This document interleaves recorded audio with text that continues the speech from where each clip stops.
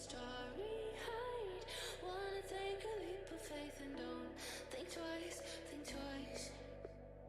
Roll the dice, let's see what happens. It's late at night. Where is the action? I'm starry eyed. Wanna take a leap of faith and don't think twice, think twice.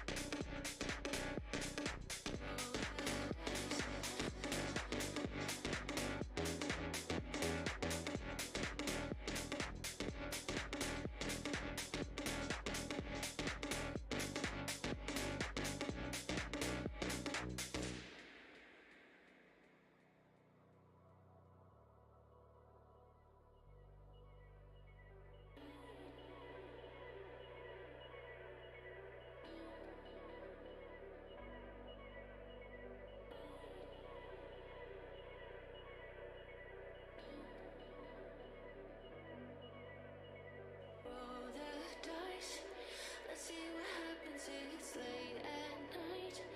Where is the action? I'm starry eyed.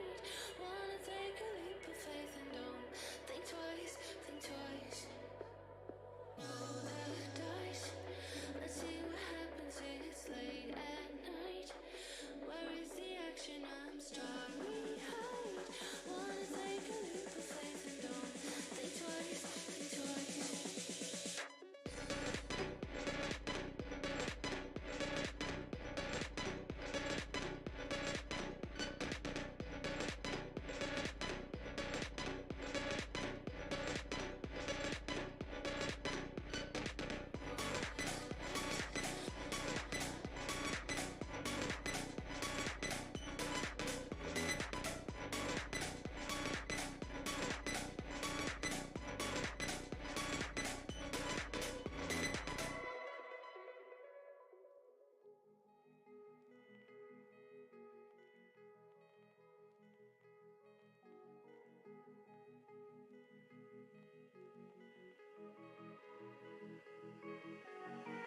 It's been a while, haven't felt this way in a long time. Can I tell you a secret? Gets a little crazy in my mind. Crazy, crazy. Gets a little crazy in my mind. Crazy, crazy. Gets a little crazy, it gets a little crazy.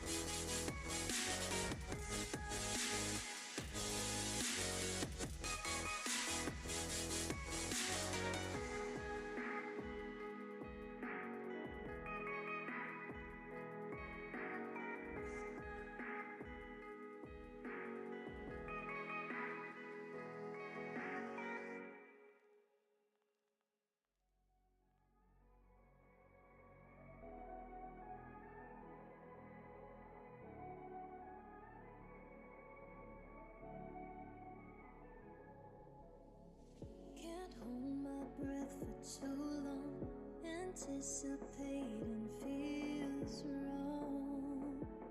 Are you just gonna let me drown? Feels like I'm screaming so loud, but you can't hear a sound. Are you just gonna shut me up? We push and then we pull, we go round and round again and again. Well, there's no happy ending, and we can keep pretending, but I don't wanna let you go. Where there is pain, there's glory. That's just the way our story goes. Oh no, I don't wanna let you go.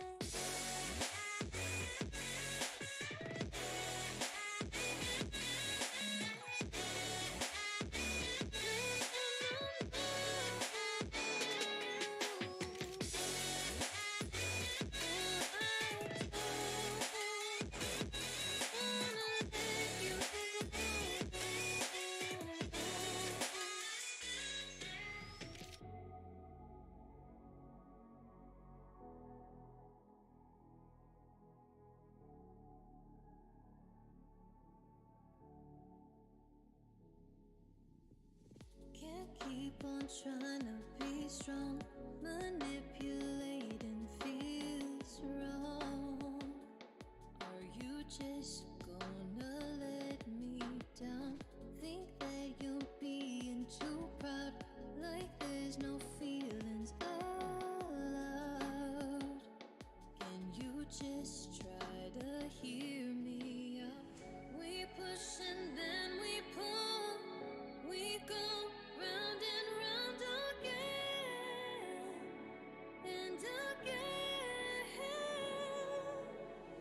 Well, there's no happy ending, and we can keep pretending. Oh, I don't wanna let you go.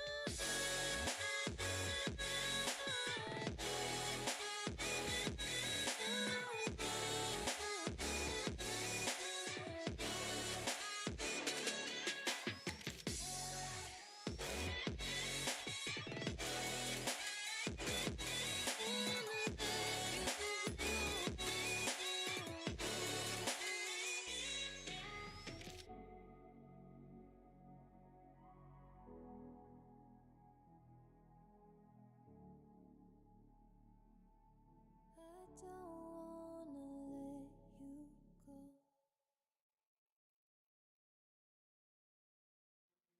Pretty little liar, what you gonna say? Tell me that you love me, lying to my face. I know you double cross me, girl, you're such a fake.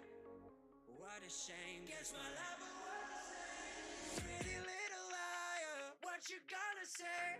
Tell me that you love me, lying to my face. I know you double cross me, girl, you're such a fake. What a shame, guess my lover was the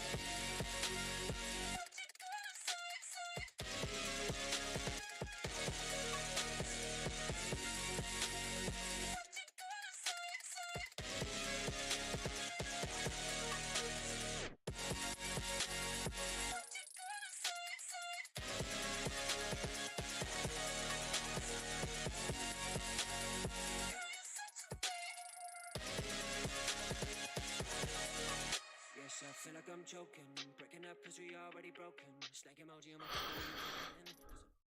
phone. Hello, everyone, and welcome to our brand new channel, The Pretend Pundits. I am so buzzing to be doing this project right now. Honestly, it's been an epic week getting everything up and ready to go for this first stream. And yeah, Aiden, what are you thinking, mate? Are you buzzing as well?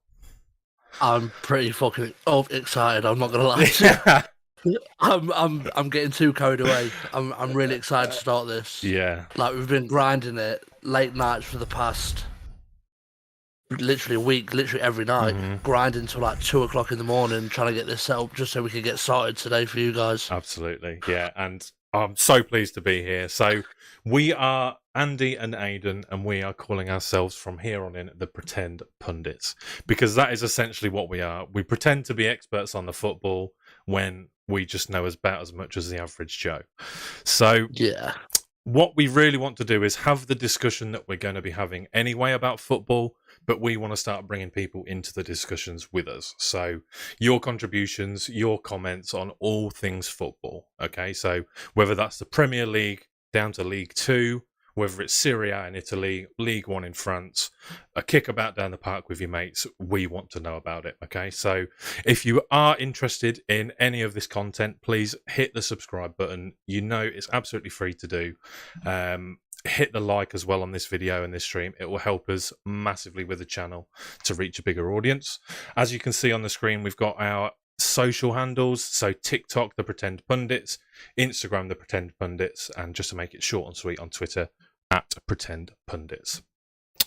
Let's start off then by introducing ourselves. So Aidan, take it away, my friend. Tell the audience a little bit more about you, mate. How are we doing, guys? Yeah, so my name's Aidan. Absolutely love football. I'm a long-time Villa fan. I think I've been a Villa fan since 2004, where I went to my first game against Newcastle at Villa Park, where we managed to turn the Geordies over 4-2. Yeah, originally from South Africa, but moved to the UK. And this is something I've wanted to do for a long time, but never really got round to doing it. And then obviously me and Crafty have been streaming together for quite a while, and he brought it up one day, and then we thought, you know what, let's just go for it. Let's just go for it, make it happen. And yeah, here we are. So Andy, why don't you tell them about yourself, my mate? Yeah, so I'm a lifetime Man United supporter. I've been a United fan as early as I can remember. Aidan, you said about your first match day experience before to me. My first match day experience was in 2002 in the Champions League. It was against VfB Stuttgart, a 2-1 victory. You know, back in the days when getting wins for Man United was easy. And it was a 2-1 victory. Ruud van Nistelrooy on the score sheet, as well as Ryan Giggs. So, Legend. Yeah, lovely. We all love our first match day experience and walking out and seeing the stadium. We want to hear about your first match day experience. Okay, so what we're setting as a challenge to anyone who's in the comments watching the video at a later time, please tell us your first match day experience on Twitter. Okay, so tag us at Pretend Pundits. Tell us about the date when your first match day experience was, who the teams were, what the result was, and we're going to try and get some featured in the next video that we do. Okay? Happy with that? Yes. So, yes. We're going to kick off with segment number 1, and one of us was always going to be unhappy when it came to this segment. What better way than following the game versus Aston Villa, Man United, to kick us off? Let's get into it. So, about an hour ago, just under an hour ago, the game finished. Manchester United 4, Aston Villa 2. So, we've got a United corner in me, and we've got a Aston Villa corner with Aidan. So, Aidan, give us your overall thoughts on the game as a Villa fan. So, first off had to be, I think, one of the slowest games of football I think I've watched. I didn't think much of either side. Both sides just constantly losing possession. It was basically watching Sunday League. It was basically that level, in my opinion.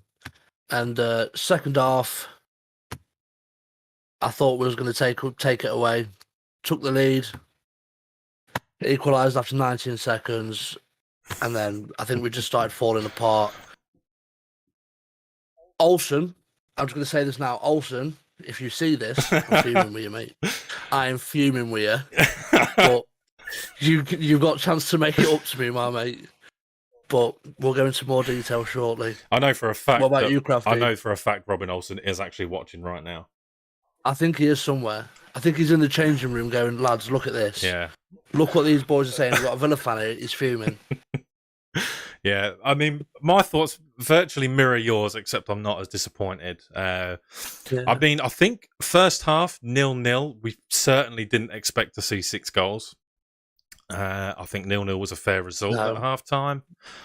Yeah.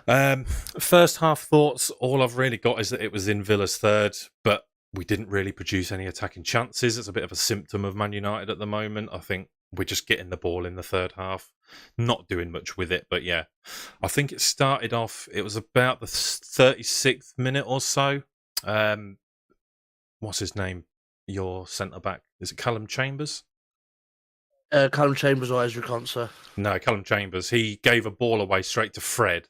And I think it set a bit of a chain reaction of giving the ball away in the third, not really being able to clear their lines. But it went unpunished, which is fair enough. If we're not going to be able to finish our dinner, then fine. Second half comes around. We go 1-0 down. Excellent finish by Ollie Watkins, dinking it over Dubravka. Yeah, quality.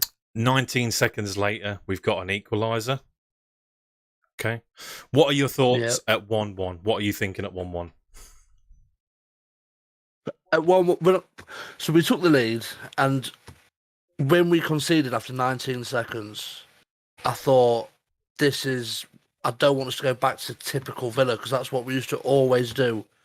So many times we'd concede straight away after scoring. But then, I thought it was going to be a draw all the way to the end. I thought it was going to be end-to-end. No one else was going to finish it and go to penalties. And then obviously we took the lead again. And then at that point, I was like, right, we've got this. Mm-hmm. Yeah, I mean, when we went 1-0 down, I thought this could be over for us, because we're typically, when we're scoring first, happy days. You know, I think so far, apart from before the Aston Villa game at the weekend in the Premier League, we were the only team to not drop points from winning positions, but that could be different now. But yeah, I thought it could be all over for us. I knew we had the crowd on our side. We've got Watership Alan in the comments saying that Garnacho will be a problem. We'll get to that when we cover the second half stuff, because I absolutely agree with you. He's been phenomenal in the games he's played so far. Really kicking the door down for Jadon Sancho's position in that United squad. Absolutely kicking that position down. We're always due injuries at Man United in those positions, so yeah, absolutely. Let's get into the second half. One last thing, actually, I did think about. In the Carabao Cup, the rules seem to be ever-changing. And there was a shout for handball in the build-up to Ollie Watkins' goal. With Boubacar Kamara. And it was only at that point that I realised that VAR actually wasn't in effect in this game tonight. And I was questioning, in the first half, I was thinking, why is the linesman flagging so early? Because typically with VAR now, we see the flag going up later to allow the play to continue, but that wasn't happening. So I thought that was strange, but then 2 and 2 clicked together in my head. So VAR not being in, I always thought it was a rule that in that competition, if it was a Premier League ground, VAR would be used. But I don't know. Do you think VAR should be in these competitions also? Do you think they should stay away, or? Well, I think they've put VAR in every other competition, haven't they? It's in all the leagues. It's heading through to all the leagues. Mm-hmm. Is it going to be in the World Cup? I'd imagine it'll be in the World Cup, yeah. Yeah, so I don't. If they're going to put it in, they can't just decide to go, I'll tell you what, we'll have it in this league and this cup, but we'll have it out of that one. Yeah, that's what I mean. With end of the day, the football rules are the football rules. They need to be consistent throughout. Yeah, with the Carabao Cup, it's always changing. I don't know why they've decided to omit it, but there we go. John McGinn as well, I think, very lucky to not get a yellow card at the end of the first half, but I think John McGinn's lucky not to get subbed at half time, to be honest with you. Yeah, the yellow card could have changed that, but who knows? So, right, we're 1-1 as we got to before. Yeah. Okay, and then what happens next? It's 2-1. Leon Bailey. Was it Leon Bailey? Leon Bailey. It went down as a Dallo own goal. It was headed down. Yeah, but I saw the angle. He headed it across goal. It wasn't a header on target, I don't think. It wasn't, no. It will definitely go down as an own goal, but I think that was just quite unlucky. But Leon Bailey, I mean, has been great for you. There was an instance again in the second half, later on in the second half, where Leon Bailey took it round 4, 5 Man United players. I think it was actually 6. I lost count after the first few, to be fair. And I think it was 6. yeah, it was just crazy. And he put a ball through to Watkins and he slipped on the floor. Yeah. I think that was a point of contention of tonight as well. The commentators mentioned that the pitch was watered, but to me it looked like it had been bloody buttered. It was that slippery out there. Yeah. Literally. Well, you just look at Tyrone Mings. How many times did he fall over when he came on? Yeah.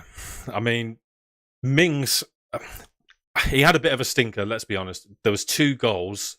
There's a Man United second goal that Rashford scored, and then Bruno's goal that was deflected, where Mings was just slipping all over the place. So I think with the first goal he slipped, fair enough. He shouldn't be slipping there. I think Rashford's done absolutely incredible to keep his foot in and finish that. I think that's unreal from Rashford. But I think Mings has been unlucky there. And with the second one, I don't think he's actually slipped. He's slid in for the block. Mm-hmm. And I think he's just taking the deflection and taking it away from Olsen. But that wouldn't have happened if Olsen didn't decide to pass it to Man United's players. Yeah, and I think I'm so glad to see that from Rashford, staying on his feet instead of going to ground. I don't know whether the lack of VAR influenced his decision in that. Maybe if he thought he could win a pen, he might go down. Rashford's always been the sort of player to stand up, get his foot in. He's lacked that confidence for so long, but we're really starting to see him come into his own. Maybe he's got a confidence boost with the England squad call-up this morning as well, or this afternoon, should I say. Yeah. But yeah, he's done very well. Yeah, you're right, Bruno. Very lucky to get the deflection, but finished off at the end by Scott McTominay with a wonderful, wonderful pass by Garnacho. I was going to say that ball from Garnacho was pinpoint perfect. Yeah. And McTominay, I'm pretty sure McTominay scored a few goals against us. So I knew it was going to happen. He kept breaking the lines. And we wasn't tracking him, and I knew it was going to come eventually.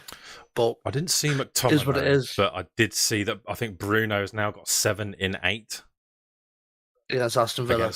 So that's a good sign. Yeah. Stephanie Pope says that Rashford goal, beautiful footwork. Yeah, couldn't agree with you more, Stephanie. Ali Razak. Yeah, it really was. Ali Razak, hello, mate. Welcome into the chat. We deserve the win. I think I agree with you, mate. Yeah, I think it was a fair result all the way through. I don't think anything went really against the run of play. I mean, all as expected, you could say. Man United favourites at home? Yeah. Well, you've not conceded a goal at Old Trafford in 5 games. That was the first game you conceded. Wow. At Old Trafford in 5 games. So we managed to score 2. So that's a positive I'm taking from it. Absolutely. But you were obviously you guys were just more clinical today, and we wasn't. But it's just the way it is, isn't it? So yeah, I mean, Unai Emery, new manager, 2 games in, and both games against Man United, a win and a loss now under his belt. Yeah. Results aside, what was your first thoughts when Emery came in? I could not have been more excited, from being honest. I didn't think it was going to end. I saw a lot of talk about, obviously, those talks about Amorim from Sporting Lisbon, this unknown manager who's meant to be the next big thing. And then we had Pochettino, but he just ended that straight away. He was like, no, I'm not going there. I want to play in Europe. And then I saw Unai Emery became favourite, and I thought, no, this isn't going to happen. I was like, we're going to end up with like Sean Dyche or Sam Allardyce here. I was like, we'll get Sean Dyche and we'll sign a 6'6" striker. I was like, that's how it's going to go. And then obviously Unai signed, and I thought this is going to be massive. Like his trophy cabinet speaks for itself. Mm-hmm. I can't remember who it was. He recently turned down another job. He was at Villarreal. He led Villarreal to a Europa League final victory against Ole Gunnar Solskjaer's United in the 2021 final. Yeah. I can't remember the most recent Premier League position. If anyone in the comments can remember, please do let us know. I'll bring it up. But someone did go in for him, but he turned them down because he liked the Villarreal project. I think it might have been last season, actually. Crazy Pauline. Was it a Prem? Sorry, go on. Was it a Prem side? It was a Prem side, yeah, but he didn't want it. So if there's anyone in the comments that knows, please do let us know. Crazy Paulina says Villa was out to annoy Bruno and make him angry. Yeah, I think Douglas Luiz squared up to him and they both got booked. And I think they knew, and Emery knew from that point, that the key to unlocking Man United might be getting Bruno sent off because he is a hothead. Yeah. But yeah, luckily Bruno prevailed in that situation. He didn't give in to the heat that he was getting. So I thought he was going to. But overall, a good game, good result for Man United. I know that you won't be too disappointed with the result when you start to look at the bigger picture. New manager, hopefully the start of something good for Aston Villa. Yeah, I'm remaining positive. Like I said, it is disappointing. It's another cup that we could have potentially gone at least to the final with. Mm-hmm. But now we can focus on the league. And me personally, I'd much prefer us to have a higher league position at this stage just because of where we are at the minute. Mm-hmm. So I think if we focus on that, I think we'll be fine. Yeah, absolutely. Right, okay. And Marcus Rashford, man of the match. I think fair to say that we agree that was fair overall, yeah? Yeah, no, absolutely. Okay, so we'll move on to the next section then. We'll have a look at the Carabao Cup as a whole. We'll have a look at the remainder of the fixtures and discuss what happened with those. Before we get into the other results, aside from tonight's result, Aidan, what are your thoughts on the Carabao Cup in general? Because people always seem to say every year it's a Mickey Mouse Cup. But realistically, is it a Mickey Mouse Cup when you're having the same teams as you do in the FA Cup? Or what do you think? Yeah, see... If we got knocked out tonight, it would be a Mickey Mouse Cup to me. But now that we're in it, it's the best competition in the world. Exactly. That's the way it is with every fan in England. They get knocked out of this cup and they're like, yeah, Mickey Mouse Cup. We're not even bothered about it. Mm-hmm. We're going to focus on the league. It's not a Mickey Mouse Cup. It's silverware. Mm-hmm. Like it's a big cup to win. Like there are clubs like Man City who can win this cup and they parade about it, and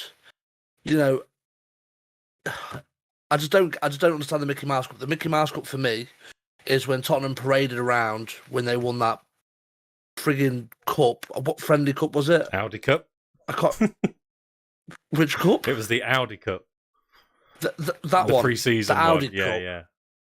Parading around with that, and then that one what was the one you guys won? Oh my god, it had such a terrible name. I don't even want to remember it. Right. It was in our pre-season, Man United. We won a friendly against, I can't remember who it was now, but we got this awful trophy that basically looked like a massive toilet with a car on it. So they are Mickey Mouse Cups. Yeah. They're Mickey Mouse Cups. I don't think this cup should be given... Well, it should have been like slagged off because it's got so much history. There's just no way it can ever be a Mickey Mouse Cup. It can't. It's not on. That's my personal opinion. Yeah, I mean, I tend to agree with you. It's not a Mickey Mouse Cup. In the beginning, I can see why people think that, because a lot of the big teams don't take it too seriously.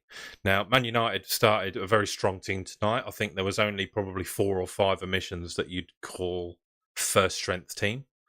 But yeah, other teams use it as a chance to experiment. You know, Man City did yesterday, Arsenal did. It's just one of them things when you're facing League 1 and League 2 opponents in the third round of the Carabao Cup. Use a second team. This is your chance if you're bringing back players from loan or from the academy that you want to give a chance to play a match day. This is where to do it. So they're not bothered if they're getting dumped out in the third or fourth round as such. But when you get to quarters, semi-finals and think there's a trophy to be won here, it's no longer Mickey Mouse. You're putting your full strength team out. It's a day out at Wembley. So from that point of view, then, I mean, we'll have a look at the remainder of the fixtures and think if we can maybe decide on who we think is going to win. We have got the 4th round fixtures confirmed. The draw is in. So it's going to be Wolverhampton Wanderers versus Gillingham, Southampton versus Lincoln, Blackburn versus Forest, Newcastle versus Bournemouth, Manchester City versus Liverpool. That's the tie. Man City, right? No. Man City's reputation is always getting the easy teams, but they've had Chelsea and now Liverpool. So make of that what you will. That's interesting. Manchester United versus Burnley. So there's a little twang of Man City there with the Vincent Company, you know. Oh, yeah. He'd bloody love it if they beat us. He'd love it. Milton Keynes Dons versus Leicester City. And Charlton versus Brighton and Hove Albion. So, a few tasty affairs in there. Yeah. We'll start off with the first game then that's been drawn out. Wolverhampton versus Gillingham. So, in the 3rd round that's just gone, Gillingham caused the biggest upset by knocking out Premier League Brentford on penalties. Now, we was looking over the game earlier, and the stats, you would not believe them. Have you ever played FIFA, Football Manager, and you have shot after shot after shot, and the guy scores with his only shot on target? That's exactly what happened to Brentford yesterday in their 1-1. And then they lost on penalties. I believe it was 6-5. Could be wrong, but yeah, 6-5. Yeah, 6-5. What do you say to that? I think Brentford was 1-0 up after 3 minutes as well. So you think... Yeah, Ivan Toney took the lead after 3 minutes. And like I said, we looked through the stats earlier before we come on here, and it's unbelievable that Gillingham have managed to pull off this kind of upset against, let's be honest, a pretty decent informed Brentford side at the minute. Because we even looked at the lineup, and the lineup wasn't that bad. Obviously, if you see Brentford go 1-0 up, you expect after 3 minutes, you think, oh, here we go. It's going to be like 5, 6, 7-0. At home as well. And then you look at the stats. Gillingham had 1 shot, 1 on target, and it was their goal. And then they went and won on penalties. It's absolute madness. But that is literally the beauty of the cup. Mm-hmm. It's more upsets than usual, I think, as well. I think over the last few years, from what I've noticed, that there isn't as many upsets as there used to be. Everyone loves a giant killing, unless it's your team. But there has been some really, really good upsets. I think Brentford Community Stadium has been given a reputation as a bit of a hard place to go as well. So fair play to Gillingham, and they've very much deserved the tie against Wolves, I think, there. Yeah, absolutely. Another big killing was not the biggest of killings, but Lincoln City of League One beating Bristol City away from home 3-1.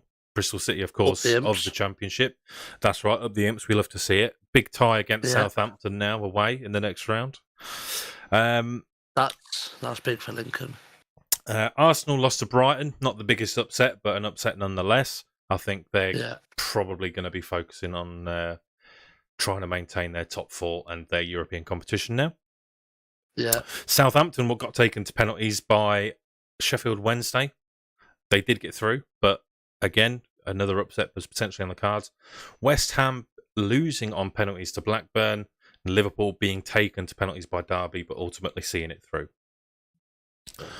The biggest one that we want to discuss at this moment in time is the only one that I've missed out from there, and that is Forest dumping Spurs out of the Cup.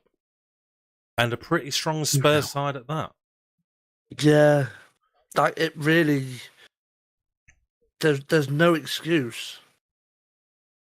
Like But then we looked at the lineup, and they did some weird things with the lineup. Like Perisic. Why would you play Perisic as a striker when he's been a fullback most of the time? Like, what? I don't understand what's going on there. I don't know if Conte's just gone, we want to focus on the league, so we're just going to play about with the formation or something, but... Yeah. Forest were down to 10 men for the last, 15 minutes? Yeah, there was. I can't remember who it was, but there was a yellow card in the 68th minute, followed by the second yellow in the 75th minute Yeah, for a Forest player. So you'd think Spurs, Conte, 15 minutes to go, 2 goals behind Nottingham Forest, who are out of form. You think you might have seen a goal there, but unfortunately not. Spurs are in a position now where they need to win something. yeah, absolutely. Conte being brought in was for one thing and one thing only. It wasn't a project. It wasn't the most obvious choice. It was Conte can come into a club and win stuff. Spurs need to win something. Do you think that this has any impact on Conte's future? First of all, I think it will do because Conte wants to win titles, but I, the board, Daniel Levy, we've seen he doesn't mess about with his managers anymore. Like he had Pochettino for a good few years, happily got rid of him. Mourinho, he was gone. They're not messing about with the managers. If they're not winning stuff, they're getting them gone. But then also at the same time, the club needs to be backing the manager. mm-hmm. And I just don't think Daniel Levi's the man. So I don't know. I could see Conte staying to the end of the season at least, and they'll see what happens. Because are they in the top 4 at the minute? I believe they are. I think they're sat 3rd or 4th in the table. Yeah. So for Tottenham, like Daniel Levi will see that and go, Champions League, happy days. But that's the problem. They're settling. They need to be going, right, we need titles. It's been, what, is it 20 years since they've last won a title? I can't even remember, mate. And the money they've invested, like new stadium, all these players, like they've got Kane. It's bad enough they've let Kane stay at the club without winning a title, and he's on course to being the all-time Premier League goal scorer. How can they do that? Refusing to let him leave. Like, I just can't get my head around it. Yeah. The club needs to sort itself out. I know what you mean with that as well. Spurs are one of them teams where you look at them and you think you see them put a run of games together where they're just unstoppable, and you think they can do it, but they never do. And no, they just bottle it. I know, yeah.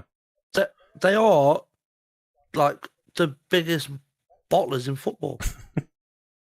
It'll be... I was trying to make a play on words there, but it just couldn't function in my head. I know what you're saying. I mean, at the end of the day, good news for Conte. If Levy thinks that this is a Mickey Mouse Cup, they're going to be looking at the Champions League. They're going to be looking at the Premier League, and they're still in the FA Cup. So it's not all over yet, but it's just another one of them things that I think it might keep him ticking over. You know, if just to win a cheeky little Carabao Cup. Because if you think about it, they're in the draw now. If they were in the draw in place of Forest, they'd be going away to Blackburn, and they'd take that tie any day of the week. Of course they would, yeah. So who knows? And I don't think the stats suggested that Spurs should have been knocked out either. I think Forest. Forest. I think they had more of the chances. I think Spurs just kept hold of the ball, but they wasn't really doing anything with it. They had the possession. I think it was something like 59% possession Spurs had. But I think they only managed to register like 7 shots. It just just wasn't good enough for what they want. And no, it's not. I mean, it's sad to say, as a Man United fan, we're in the same position. We just need a trophy. We need something to give them players a boost to push us on to the next level. Since we've lost the Europa League Cup final, it was just downhill from there. The confidence was shot, and let's have a look what people in the comments have to say. Steph Pope, it's a good opportunity for lower league teams to showcase their skill. Yeah, absolutely. Agreed. Fully agree with that. Crazy Paulina. And he always moans about the players and not buying. Think he will be out next year. I imagine that's in relation to Conte, right? He did, didn't he? Didn't he fall out with Inter Milan for exactly the same reason? Yeah. So, excuse me. Okay, so we've got the EFL Cup ties for the next round. We've talked about the upsets. Going to go back very quickly to Brentford and Ivan Toney. Ivan Toney, a fan favourite to be included in England's World Cup squad, but rightly so. not. Let's Shocking. talk, Aidan, about England's World Cup squad. So let's get it up on the screen for you to see. This is England's World Cup squad going into the World Cup 2022 in Qatar. Goalkeepers Jordan Pickford, Nick Pope, Aaron Ramsdale. Defenders Trent Alexander-Arnold, Connor Cody, Dyer, Eric Dyer, Harry Maguire, Luke Shaw, John Stones, Kieran Tripps, Kyle Walker, Ben White, Jude Bellingham, Conor Gallagher, Hendo, Mason Mount, Calvin Phillips, Declan Rice, Philip of the Foden, Jack Grealish, Harry Kane, James Maddison, Raheem Sterling, Bukayo Saka, Marcus Rashford, and Callum Wilson. So where we'll start off with then, Aidan, is there any names that are not on that list that you think should be there? Right. I'm going to instantly defend my boy here. Oh, no. Tyrone Mings. I know he's had a few literally slip-ups. Yeah, about a couple of hours ago now. Yeah, he's had a few slip-ups, but you look at... A lot of people slag Tyrone Mings off, but they don't obviously look into the Villa's stats in depth. Every time we've played without Tyrone Mings, we lose. Every time. Mm-hmm. When he's been in the starting 11, I think we've won majority of our games. And it's mental that people sit there and slag him off. Like, he's 6'5", he's quick, he's strong, he can play left back, he can play on the wing, left back, he can cross the ball, he can head a ball. He's pretty solid tackling. His passing's pretty decent. He just has the odd slip up. But it is a big thing with Gareth Southgate and Villa. He hates picking players from Villa. We had the same thing with Grealish when he was at Villa. Mm-hmm. Eventually, he got there. But it took a long time. Yeah. And now it's the same with Mings. He called up Mings and Watkins in the National League. That's really, come on, picked them both, dropped them again. Mm-hmm. I think Mings has to be there. There's players in the squad. Yeah, we'll get to that. We'll get to that. I'm getting onto a pretty rampage about it. Yeah, I think you have the same idea as Steph Pope in the comments saying Southgate has a hatred for Villa. Bet Grealish starts now every time he ain't with the Villa. Now, we'll see about that. What I'm most concerned about, if we just flick back to the squad there, is who we've got instead of potentially these choices. Now, one I think we can both agree on that should be there, and Twitter went into absolute meltdown earlier with the exclusion of Fikayo Tomori of AC Milan. Now, this conversation has been held before. Jude Bellingham is included in the squad, playing at Borussia Dortmund in the German Bundesliga. Does Gareth Southgate overlook players playing overseas? That's the question on everyone's lips at the moment. Do you think Gareth Southgate is not looking at these players playing outside of England? See, I would see it. I think it depends on the player.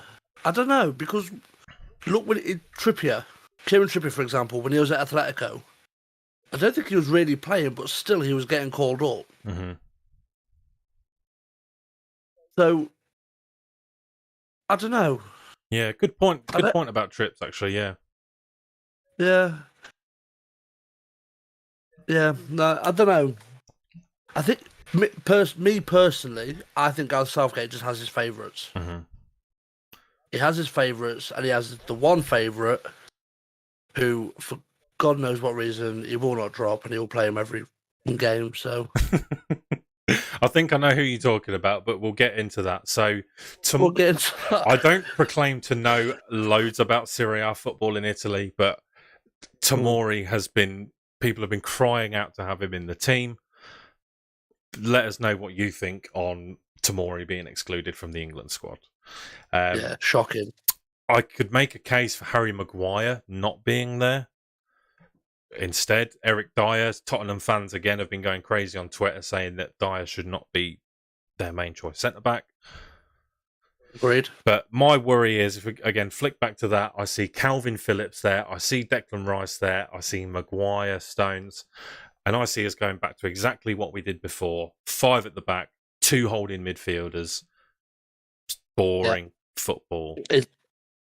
Boring. That is how we're going to be playing. That is exactly how we're going to be playing this World Cup. Mm-hmm. Other honourable mentions that people were saying, especially, these were just some of the names that were trending on Twitter. So give me your thoughts on these players that were omitted. Jared Bowen. Jared Bowen, see, I think... thing is, with Jared Bowen, I think there's other players in his position that will do a better job. Mm-hmm.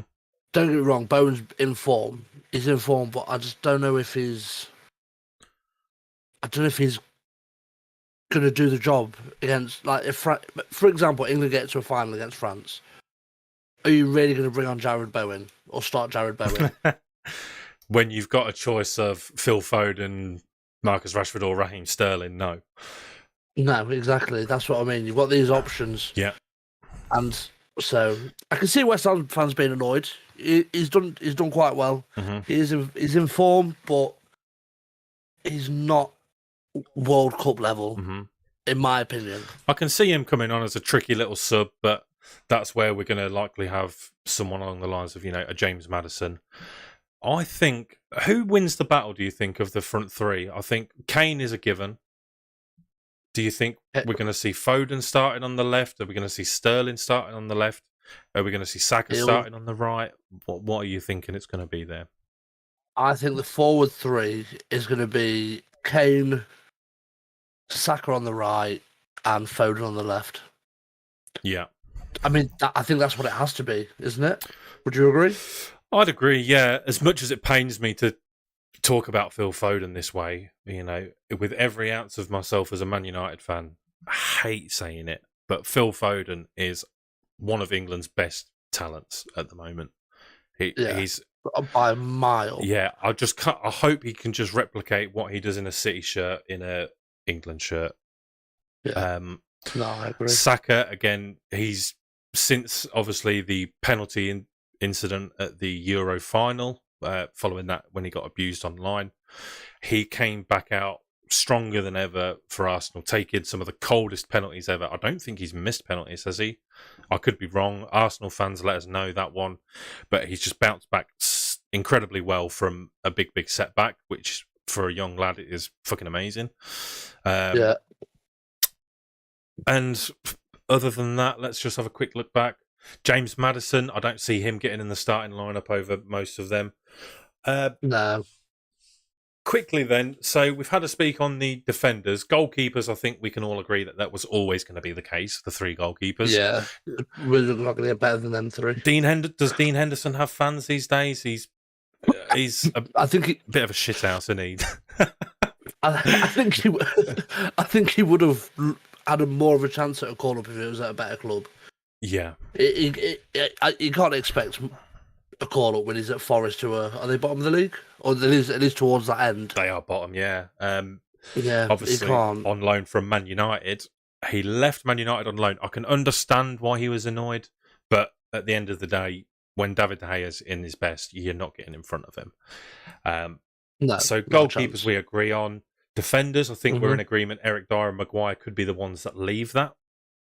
Yeah. We came to a realisation as well about midfielders that we don't really have that many options. So Conor Gallagher's not been at his best since returning to Chelsea. We saw the best of him at Palace. Yeah. Hendo, great leader. He'll make sure that the lads are doing what they need to be doing. Yeah. Calvin Phillips, I'm worried about. He probably won't play. I'm hoping he doesn't play. Yeah, that's a big worry. And your favourite player, Mason Mount, is there. Oh, I cannot get my head around. Okay, I looked at his stats earlier. So I looked at his stats because I saw, obviously, when the lineup got released, I thought, has Mason Mount had a good season so far? Has he done enough to get a call up? And I looked, and I think in 13 games he has 2 assists and 2 goals. And this is meant to be from Mason Mount, the next big thing. Gareth Southgate's fucking wonder boy. And I think he has to be one of the most overrated players in the Premier League, personally. And I'm pretty sure his 2 goals that he scored were against Villa. One was a free kick and one was a big deflection. So he got a little bit lucky there. So he hurt you, did he? And that's why he shouldn't be in. He hurt me a couple of weeks ago in that 2-0 loss, yeah. But yeah, aside from that, I see what you're saying. Aside from that, like, come on. There are other players who can play in that role who deserve to be called up. Yeah, he's a bit of a pin-up boy. That's why potentially he might be seen as the favourite. Who would you take instead of Mason Mount if you're the manager? Southgate sacked tomorrow. Aiden, come up. You are the New England manager. Mount is out. Who's coming in? James Ward-Prowse. James Ward-Prowse. In a heartbeat. What about yourself? Who would you go for? Or would you keep Mason Mount? I would probably keep Mason Mount in there, but I don't think I would start him. That's the thing. I think our midfield, as long as we don't go boring to holding midfielders, I think we've got a real opportunity to do something creative here. If we go for 4 at the back, get Conor Gallagher in and get Jude Bellingham in, and then get someone sitting in front of them. Maddison, maybe. Maddison has been one of the most talked about, I think, on Twitter today and yesterday, saying that he deserves to be in. And he does. I think James Maddison has very much earned his place. I think him and Tielemans have single-handedly pulled Leicester out of the shit. Just from their performance, like the amount of goals they've created and chances they've created, they've pulled Leicester out of a really, really, really bad situation they was in. So I definitely think Maddison should be going to the World Cup. Yeah, that's fair. We'll get on to Maddison more when we have a look at our Premier League predictions for the weekend. The final player that we can talk about from that is Callum Wilson. I wouldn't say a surprise, but there was potentially other people in that position. Like we're saying, Ivan Toney was in contention for that space. Do you think Southgate's made the right decision to take Callum Wilson? Not at all. No? Not at all, mate. I would much rather have Ivan Toney there. Ivan Toney offers a lot more than Callum Wilson does. I think they're both equally as good at finishing. Ivan Toney is pacey, so is Callum Wilson. But Toney's big, tall, he's strong. Like, you look at his stats for penalties, that alone, I don't think he's missed one, has he? Has he missed a penalty? I don't think he's missed a penalty yet. Not as far as I'm aware. No, and let's look at England's record for penalties. I think we could do with him right now. Going into a World Cup. Yeah. But it's just little things like that you need to look at and think, right, if we do get into this situation, we need someone who's going to be confident to lead the line, who's in form. Ivan Toney, before today, he was on cloud 9 because he's been on form, he's scoring. He must have sat there this morning and thought, you know what, I've got a real good chance. Like, this is going to be it. I'm going to get the call up. I'm going to get it. And it's just like, how is he not? Yeah. Like, he must be gutted because how old is he? He's about 25, I think. So the next World Cup, 4 years away. Will he get it then? Probably not, depending on what club he's at. I think if he gets a big move, if he was at United, he'd have got called up. That's a good point. There's a chance he goes to Man United in January or summer, if rumours are to be believed. Yeah, I've heard a lot of talk about that. Yeah, I mean, I see where you're coming from, but I don't strongly disagree. I always thought it was going to be between them two anyway. I think what Callum Wilson has in his favour is maybe more recency. Gareth Southgate, although he's never really stuck to it, has always turned around and said, I'm going to pick players based on form. And if you're picking between Toney and Callum Wilson on current form, Callum Wilson goes every day of the week. That being said, Harry Maguire never goes.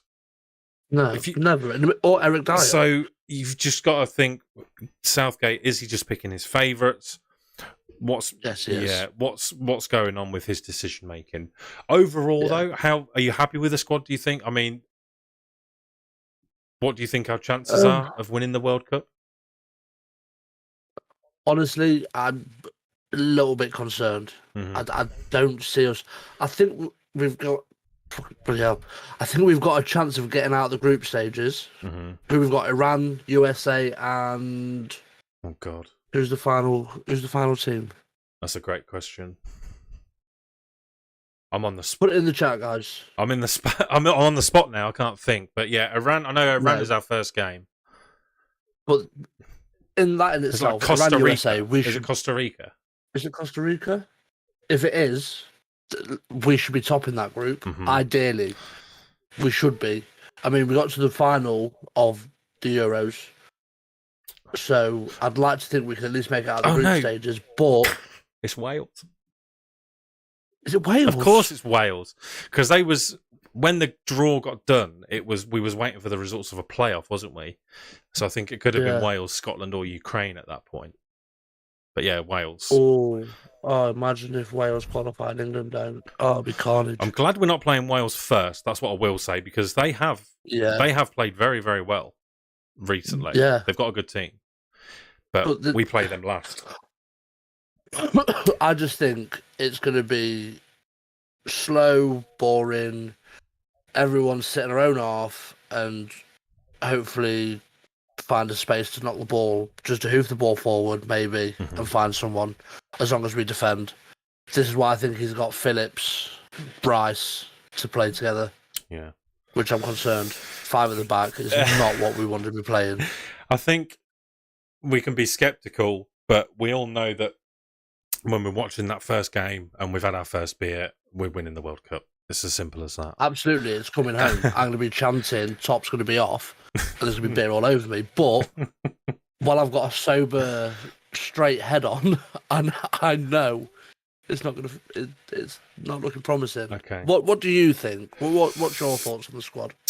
Overall, I think it's a good squad. I mean, like I said, with goalkeepers, standard choice. With midfielders, we don't have many other options. I think from the attackers, again, we've got a good choice. Like Ivan Toney or Callum Wilson debate, realistically, unless something bad happens to Harry Kane, they're only going to be coming off from the bench, right? Yeah. So our starting 11 is going to be the same regardless of the sort of fringe players, if you like. But I just do not understand Harry Maguire being there. Like, call it a bias. I've seen him play. He even played badly tonight, but that's covered up by a 4-2 win. If we'd have lost 3-2 and the game would have been nicked away from us, the abuse Maguire would get would be unreal. You have to be... It'd be a riot. Yeah, you have to compliment him when he does well, and you have to criticise him when he does bad. And tonight, he played awful. Final point on the World Cup before we move on to the Premier League predictions at the weekend. A lot of people are talking about Lionel Messi. One last dance. His last ever World Cup. Yeah. How do you rate Argentina's chances in the World Cup? I don't think they've got what it takes. I agree. To take it all the way. I just don't think they have. They've got a good side, but they can't... Messi's not the player he was. This is going to be controversial. People aren't going to like this. He's not the player he was. He's playing in the French league. He's playing with Mbappe and Neymar. And yes, he's getting a few goals and assists this season, but look at last season, he couldn't do it. He's not consistent anymore. I just don't think Argentina really have that good of a chance. Might make it out the group stages. That's probably about it. Yeah. That's all I can see from him. What about you? I fully agree. I just think, not to doubt Argentina, but I think more so a case of who the other teams are. I think you look at the strength of Brazil, the strength of France. You could argue that England and that are on par, but I just think there's stronger teams than Argentina out there. They always seem to be able to produce a massive team. All the other players go under the radar. A lot of people doubted Lisandro Martinez. He's going to be absolutely flying. His form is incredible. Yeah. Matt Dunn in the comments, one last thing on the World Cup. England have the players to do well, but not the coach. I think I agree with that, you know. Yeah. I think what Southgate has done so far is brilliant. Like he has. He did well in the Euros. The World Cup before, was that the World Cup where we beat Colombia on penalties? Yeah. He didn't do bad there. He's brought the feel-good factor back to being an England supporter, essentially, but he hasn't got what it takes. Feeling. Yeah, he's brought that feeling of, right, this World Cup, it might actually come home. Mm-hmm. It might, because we got to the final of the Euros. But you look at how he's changed his ways now, like with his formation and his tactics. All of a sudden, it's like he's scared. Like he doesn't want to lose that badly because of the stick he gets. He's sticking 5 defenders, 2 holding midfielders to protect the 5 defenders, and then just letting you forwards just hopefully pull a goal out of their arse. And unfortunately, when you're up against players like Brazil, that ain't going to work. You're right. Who would have thought a coach that relegated Middlesbrough all them years ago wouldn't take England to a World Cup victory? Eh? You know what I mean? It's mental. Right. It's mental, mate. Moving on to the final segment of the show, and that is going to be looking ahead to the weekend. So now all this Carabao Cup nonsense is out the way with. You didn't want to go through anyway, Aidan, did you? You didn't want to be a part of that competition. No, I couldn't be arsed with it, mate, to be fair. Let's take a look at the Premier League fixtures for Saturday and what our predictions for the games are. We're going to pick on a couple of games to discuss as we go through them. So, first is Saturday. So, Manchester City versus Brentford is a 12:30 kickoff. Wolves versus Arsenal is a 5 p.m. kickoff. All the rest 3 o'clock games on a Saturday. 8 fixtures on a Saturday. Not too bad. We'll start from the top then. I've gone with a 4-0 win, Man City against Brentford. And you've gone with a 2-0. So do you just want to talk us through a little bit more about why you've gone for a 2-0 victory to Man City? So I wasn't going to go for a high-scoring result here. I didn't back Brentford to score purely because the main reason is Ivan Toney. His confidence has been absolutely nailed now, and I just don't think he's going to be scoring goals.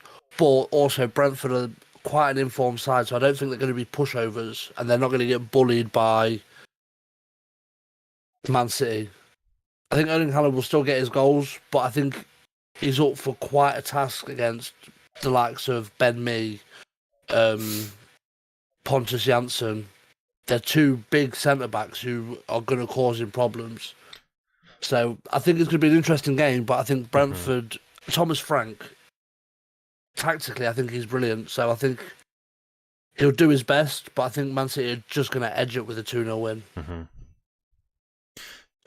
What about yourself? Yeah, I don't think the Etihad Stadium has got an atmosphere to be intimidating to any team visiting because, you know... The Etihad. Yeah, when you give out tickets on the street of Manchester to fill the stadium, you tend not to get a great atmosphere. Right. I've gone with 4-0 because I think that Brentford are not that great. Man City, i.e. Erling Haaland, is unstoppable. Ben Mee, like you say, he's a massive centre-back, but Haaland just makes everyone look small. Yeah. He's crazy. He's on 18 goals already in the Prem this season. With how many games played? 13, I believe. I imagine he's back to full fitness. You've got Kevin De Bruyne, who's buzzing to be called up to their World Cup team in Belgium. So I think they've just beat Chelsea in the Carabao Cup, albeit their second team. They've got the confidence. They've got the players. Brentford are very inconsistent, so I can't see there being an upset. I can see potentially Brentford scoring early, but you know as well as I do, in a game with Man City at home and it's 1-1 with 75 minutes, 90th minute, it could very easily be 5-1 to City. Yeah, so easily. That's why I've gone for that one. We'll when we come back to do the next stream or video on Monday or Tuesday. We'll have a look at the predictions and how we fared against each other. Bournemouth and Everton, a repeat of the Carabao Cup fixture from Tuesday night, where Bournemouth came out 4-1 winners, going through to the next round. I've gone with a 0-0, and yourself with a 2-1. Liverpool versus Southampton, I've gone with a 2-1, you've gone with a 3-1. Again, similar thinking. Different ideas on Forest and Crystal Palace. I've gone with a 2-1 Forest win, and you've gone with a 3-0 Palace win. Okay, interesting. It'll be interesting to see how that comes out. Spurs to bounce back, in my opinion, from their defeat against Forest in the Cup with a 4-1 victory over Leeds. You're saying 2-0. The next game we're going to talk about in a little bit more detail, West Ham and Leicester. Now, similar results we've gone for. I've gone with a 2-1 Leicester victory, just to nick it, I think. And you've gone with 2-2. Respectively, West Ham and Leicester sit 14th and 15th in the table. Now, I, as well as most other people, wouldn't think I'd be talking about them being in that position. What's going wrong at West Ham and Leicester? Let's start with Leicester. What do you think's gone wrong for Leicester? I think with Leicester, it all started in the summer. They lost Fofana. Mm-hmm. That was a big loss for them. Yes, they got the money, but did they really make a big signing to replace him? No. They signed a centre-back, but unheard of, and he's not performed well at all. Kasper Schmeichel, I think that's their biggest problem. They've not replaced him. I think Danny Ward was like their number 2 or like number 3 choice goalkeeper, and now he's the number 1. Whereas they should have used the money from Fofana to bring in a pretty solid goalkeeper. So I think the main problem is though they just haven't been backed by the board. It's all good saying they've not signed the players, but even the chairman come out and said, like, there's a reason he's not back in the club. I can't remember what it was now because it was a while ago, but he openly come out and said, yeah, we've not backed with transfer funds. And that to me is just baffling. Yeah, so you think, based on that, the spoils are going to be shared with a 2-2 with West Ham? Yeah. Yeah, West Ham, I mean, from my point of view with Leicester, I think they've got a lot going on. So Maddison is playing incredibly well. They've lost big players. They know that their next biggest player to leave is Yuri Tielemans, having not found a deal in the summer. He's going to be gone for free next year, essentially. So they need to start doing something. Brendan Rodgers, I think, was the bookies' favourite to be sacked first, the first manager to be sacked. There's now been 7 managers gone before him. Yeah. So he'll be certainly keeping an eye. Recent form suggests that Leicester take this game, though. I have to say, West Ham's form hasn't been great. Matt Dunn in the comments again saying, Maddison will show why Southgate picked him. Zaha will show also why he should have been picked. Zaha, I think, now plays for Ivory Coast, doesn't he? He chose to represent Ivory Coast. Yeah, Zaha can't play for England now because he has represented Ivory Coast at international level. Which is a shame, actually. That's not a bad point. What do you think to Zaha? Do you think if he was still representing England, he'd be in the squad? I think he'd have to be, wouldn't he? I think he'd be pushing. He'd be certainly pushing Foden for that place. I think he'd be the second choice over Foden. I think he'd probably push Callum Wilson out. Yeah. Oh, yes. Is he playing up front or is he playing on the wing for Palace at the minute? Because I know we can play both positions. He plays wing and striker. He plays mostly off the left, but that's the thing is with Rashford, he plays mostly off the left, but he's been playing as a centre forward for us now as well. So I was going to say they're quite similar style players. Southgate's not going to have a fluid front three anyway, as he say. What are we talking about? No, yeah, he's going to play Luke Shaw up front probably. Yeah, and West Ham as well. Again, a team that's in back-to-back European competitions, Europa League, making it to the semis last year, and now in the Conference League this year, smashed their group, won all 6 of their games. So you'd start to think that West Ham are a mainstay of European football, but they're not really blowing minds this season, considering the signings they've made. They're not really pushing, are they? What do you think to that? No, it's quite a weird one with West Ham because I don't really know where it's gone wrong. Mm-hmm. Like they've improved their squad. Like Lucas Paqueta, when he signed for West Ham, I generally thought he might be like signing of the season, and I think he still can be. But then when you're signing players like Paqueta, but also Maxwell Cornet from Burnley, like you don't really know which direction you're heading in. Are you improving, or is he just trying to like scatter a few little players in there to build a bit of a squad? Mm-hmm. They bought that. Is it Tino Kira?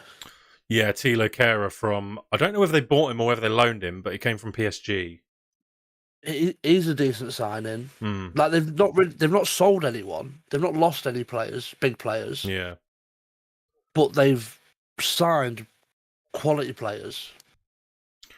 Apart from Maxwell Cornet, I don't really think I wouldn't say he's not quality, Yeah. but I wouldn't say he's where West Ham were last season when they were in that top four, that long period of time, and everyone was literally sat there going, "Oh my god, it's actually going to happen. West Ham might actually get top four here. Like they are on fire." Mm-hmm.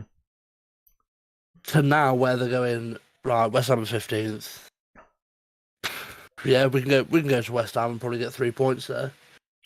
I don't know how that mindset's come about from where they've been the past 2 years. Like you said, been in is it Europa League past 2 years? This season they're in the Europa Conference, but yeah, there were semi-finalists in the Europa League last year. So Mental, and then they've gone to this. I don't know where. I can't see myself where it's gone wrong. no. I don't know if it's David Moyes. I don't know if he's run out of ideas now. He's had the signings and he's gone, right, I don't really know what to do with these boys now. Yeah, I can't think as well. I mean, David Moyes, as a Man United fan, I've got my opinion on David Moyes, but to be objective about it, he had them playing very, very well. You make a brilliant point about the signings as well, making everything a bit confused. Because you had Mikel Antonio banging goals for fun at the start of last season, and then they bring in a new forward in Scamacca over from Italy. So maybe they don't know where they're at right now. I mean, I wouldn't expect them to be this low, but anything can happen still. They can get if they get a good run of 5 fixtures together.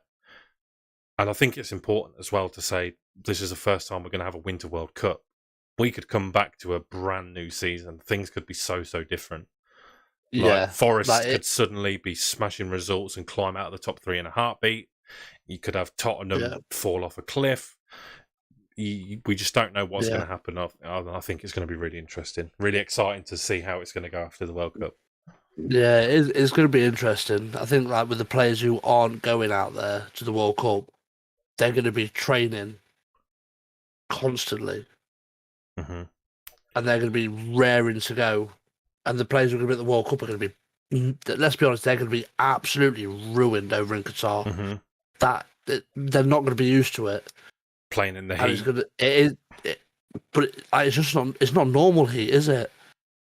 Like, it's dangerous heat. No. Have you seen the size of them fans? They've got air conditioning in the stadiums.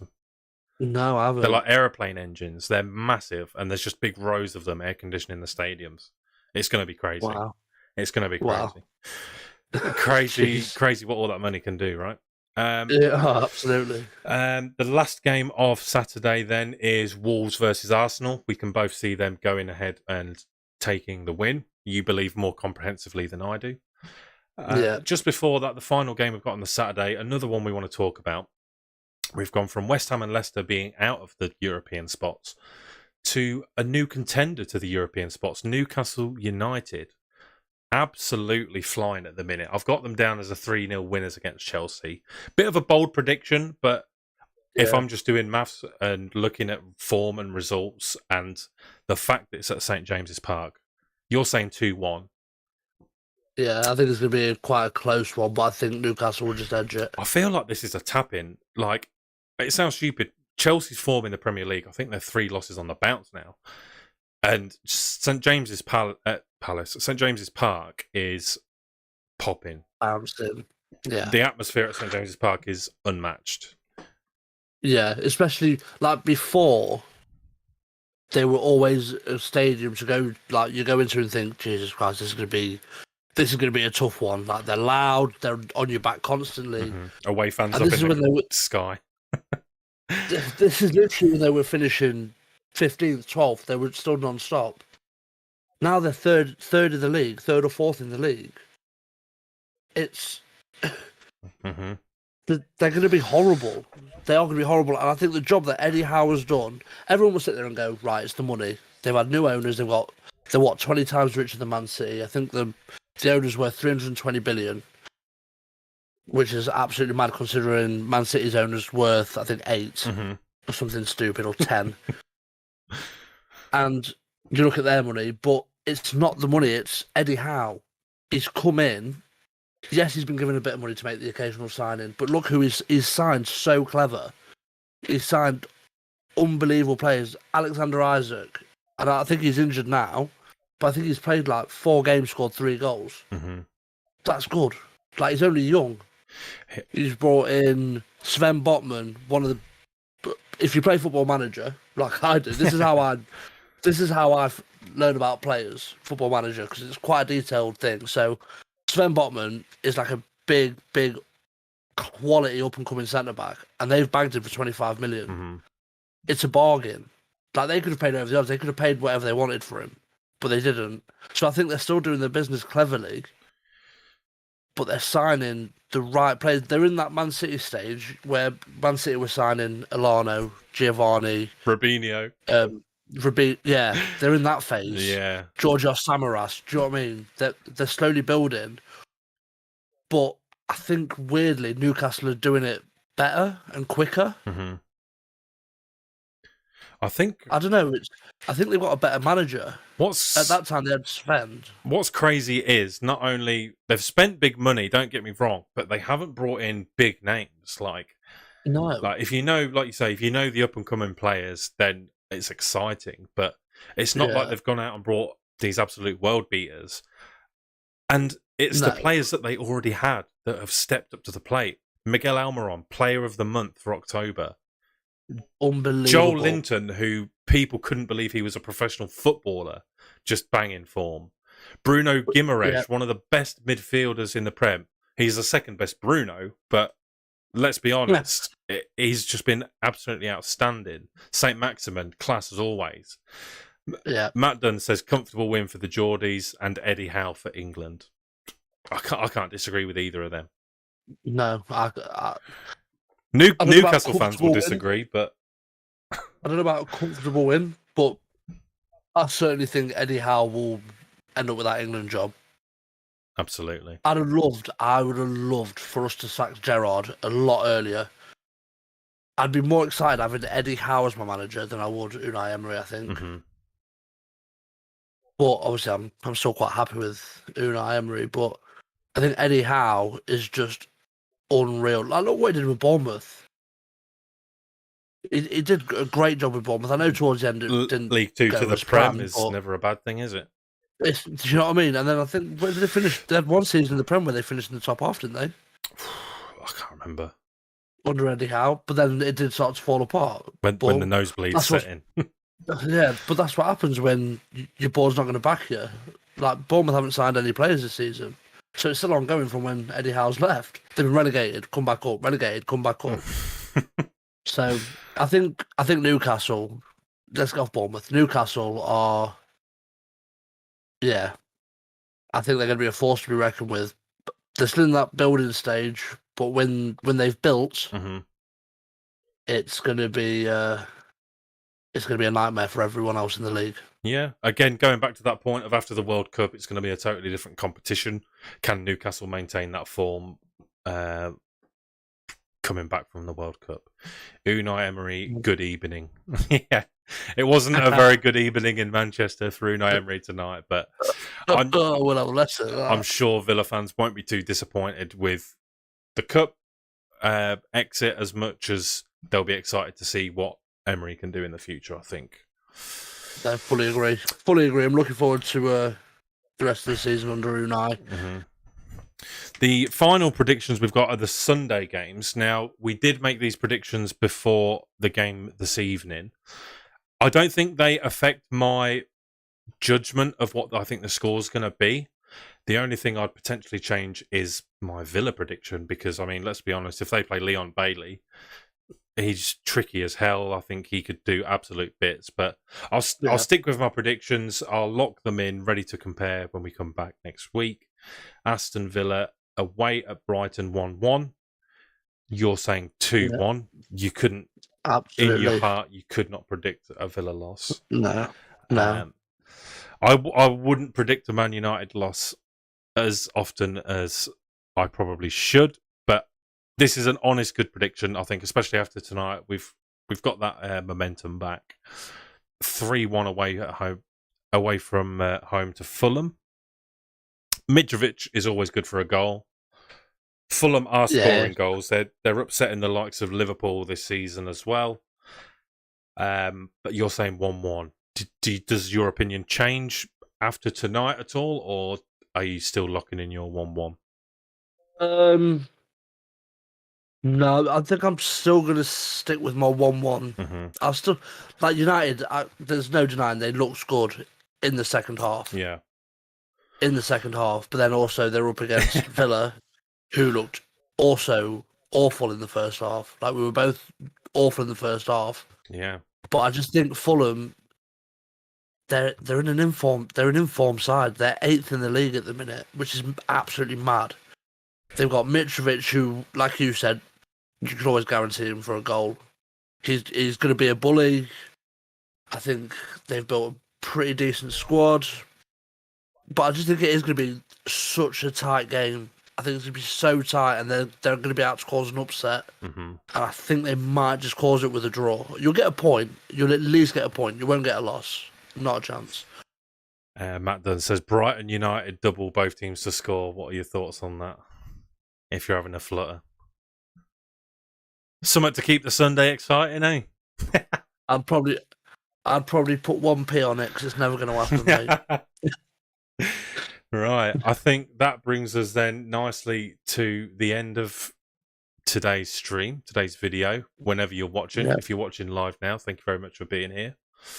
If you're watching the video, again, thank you so much for coming and watching the video. If you've made it this far, I don't know how you've done it. Two random lads waffling on about the football, but we appreciate you for being here anyway. Yeah, no, absolutely. So, as I said before, we're planning to do 2 videos a week. It's going to be something a little bit like this on a Thursday, looking ahead to the weekend in the Prem. We're going to be getting some World Cup stuff done as well. We're going to try and get you involved as much as possible. So, if you're watching this segment, tweet us at Pretend Pundits. And just give us a rundown of your first ever match day experience. Doesn't have to be your team. It can be your local team. It can be anyone. Tweet us at Pretend Pundits. Tell us your first match day experience story, how old you were, what the stadium was, who the teams were, and we'll share some of the best ones on next week's vid. Yes, then. Aidan, love that. Final words from you, my friend. Yeah, again, just a big thank you to everyone who's came in. It's our first stream on this channel. Yeah, we both appreciate you all dropping in. And if you're live, feel free to click the likes, follow us on all social media, and also you guys who are watching the video that may not be live, you've just seen it a little bit later on. Drop a like on everything, share it, subscribe, follow us, and hopefully we'll see you all again in the next video. Like Andy said, we'll be streaming every Thursday and every Sunday. So, yeah, hopefully we'll see you in the next episode. And again, thank you very much. Yeah, that's it. You heard the man. Get the likes in. It will help us get the video out to more people. The subscribe button is absolutely free. You'll see all of our videos and streams in the future as well if you put the notifications on too. Get them notifications on. We'll leave you with the England team just to have one last final reflection over. Don't be too upset. But yeah, thank you guys. Thank you for coming and watching the first stream and the first video. Absolutely appreciated by both of us. And see you in the next one. Cheers. Good night, guys. Thank you very much.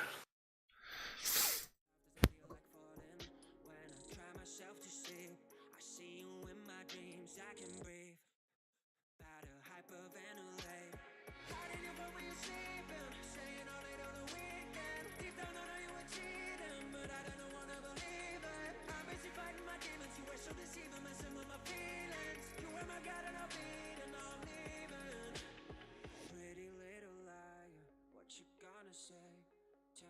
that you love me, lying to my face. I know you double cross me, girl, you're such a fake.